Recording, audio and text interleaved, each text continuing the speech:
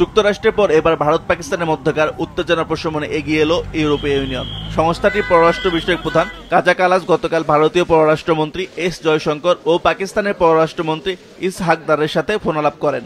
তিনি উভয় পক্ষকে শান্তির আহ্বানও জানান। এর আগে যুক্তরাষ্ট্রের পররাষ্ট্রমন্ত্রী মার্কো রুবিও দুদেশের নেতাদের সাথে কথা বলেন।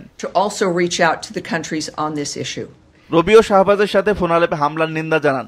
হামলার তদন্তে ভারতকে সহযোগিতার জন্য পাকিস্তানের প্রতি আহ্বানও জানান। অপরদিকে এস জয়শঙ্করের সাথে আলাপে এই ঘটনার জন্য পাকিস্তানকে দায়ী করে হুমকি না দেওয়ার পরামর্শ দেন।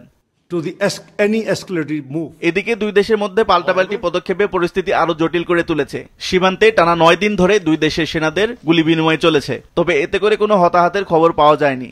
পাকিস্তান থেকে সব ধরনের পণ্য আমদানিতে নিষেধাজ্ঞা জারি করেছে ভারত। এদিকে পাকিস্তান তাদের সামরিক সক্ষমতা প্রদর্শন করতে পাঞ্জাবে একটি সামরিক মহড়া চালিয়েছে, যেখানে দেশটির সেনাপ্রধান মন্তব্য করেছেন ভারতের যে কোনো দুঃসাহসের জন্য কড়া জবাব দেওয়া হবে।